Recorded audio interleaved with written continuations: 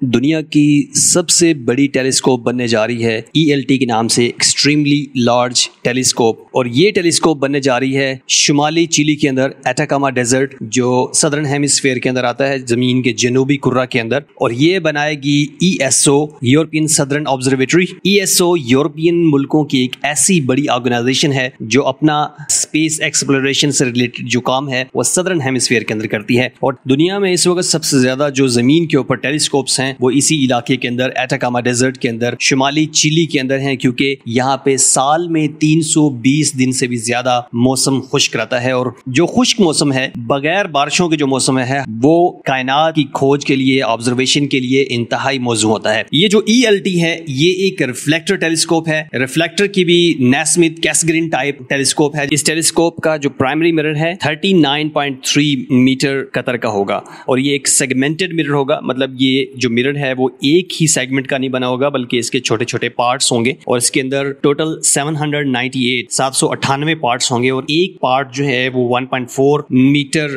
ڈائی metre کا ہوگا اور 50 mm تھک ہوگا۔ تو ان سارے 798 سیگمنٹس کو جوڑ کے ایک پرائمری مرر بنے گا جس کا جو قطر ہے وہ 39.3 میٹرز بنے گا۔ تو یہ اتنا بڑا مرر ہے کہ اس کا اگر مقابلہ ہم ہبل ٹیلیسکوپ سے کریں تو ہبل صرف 2.4 میٹر کا اس کا پرائمری مرر ہے، اور اگر ہم جیمز ویب اسپیس ٹیلیسکوپ سے اس کا مقابلہ کریں گے تو وہ 6.6 میٹر ہے۔ تو ELT جو ہے وہ آلموسٹ 6 ٹائمز ہے جیمز ویب اسپیس ٹیلیسکوپ سے۔ اس مرر کے ایریا کی بات کریں تو یہ جو ایریا ہے وہ تقریباً 10,530 اسکوائر فٹ بنتا ہے۔ اگر اس کا مقابلہ ہم جیمز ویب کے جو پرائمری مرر ہے اس کے ایریا سے کریں گے تو صرف 270 اسکوائر فٹ بنے گا، اور ہبل ٹیلیسکوپ جو ہے وہ صرف 50 اسکوائر فٹ بنتا ہے۔ کہاں 50 اسکوائر فٹ اور کہاں پہ 10,530 اسکوائر فٹ۔ تو یہ جو ELT ہے ایٹاکاما ڈیزرٹ کے اندر تقریباً 3000 میٹر الٹیٹیوڈ کے اوپر بنائی جا رہی ہے، جس کی کنسٹرکشن ابھی جاری ہے، اور امید ہے کہ یہ 2028 کے اندر اپنا آپریشن جو ہے وہ سٹارٹ کر دے گی۔ تو یہ ویزیبل اور نیئر انفرارڈ اسپیکٹرم کے اندر کام کرے گی، اور یہ بہت سارے کائنات کے رازوں سے پردہ اٹھانے والی ہے۔ اگر اس ٹیلیسکوپ کی پاور کی بات کریں تو ہم اس کا موازنہ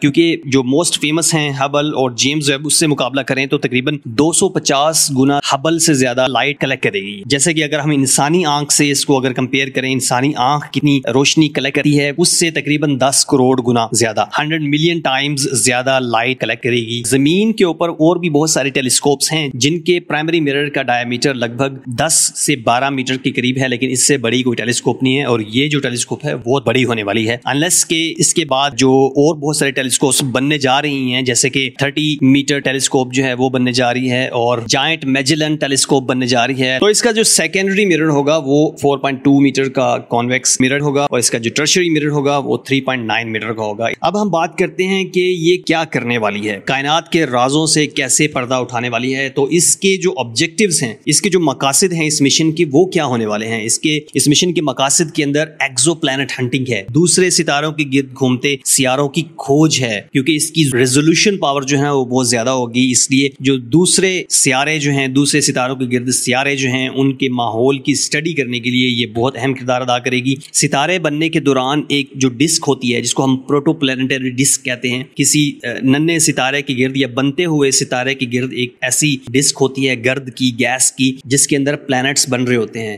ان بنتے ہوئے پلانٹس کے اندر پانی اور آرگینک مالیکیولز کی تلاش بھی کرے گی۔ پھر یہ کائنات پھیل رہی ہے، اس ایکسپینڈنگ کائنات کو آبزرو کر کے اس کی جو ایکسپینشن ریٹ ہے اس کو کیلکولیٹ کیا جائے گا، اور کیسے ایکسپینڈ کر رہی ہے، کس ریٹ سے ایکسپینڈ کر رہی ہے، اس کے اندر نئی چیزیں ہمیں پتہ چلیں گی۔ پھر اس کائنات کے آغاز پہ نئے ستارے کیسے بنے، اس کائنات کے آغاز پہ گیلیکسیز کیسے بنی، اس ارلی جو یونیورس تھی اس کے بارے میں بہت ساری انفارمیشن دے گی۔ ارلی جو بلیک ہول سے، جن کو ہم پرائمورڈیل بلیک ہولز کہتے ہیں، ان کے بارے میں ہمیں انفارمیشن دے گی کہ کائنات کا آغاز جو تھا وہ کیسا تھا، اس وقت کائنات کیسی تھی۔ ڈارک میٹر کے بارے میں بہت ساری انفارمیشن کلیکٹ کرنے میں مدد دے گی۔ تو یہ جو سائنس گولز ہیں اس ELT کے وہ بہت زیادہ ایکسائٹنگ ہونے والے ہیں، جو سائنٹسٹ کے لیے بہت زیادہ ڈیٹا کلیکٹ کریں گے. تو ابھی جو لیٹسٹ انفارمیشن اس ٹیلیسکوپ کے بارے میں یہ ہے کہ جنوری 2024 میں تقریباً 4 مہینے پہلے اس کا جو ڈوم سٹرکچر تھا وہ کمپلیٹ ہوا تھا, اور ڈوم سٹرکچر کو جو ہے کیونکہ وہ موویبل ہے اس کو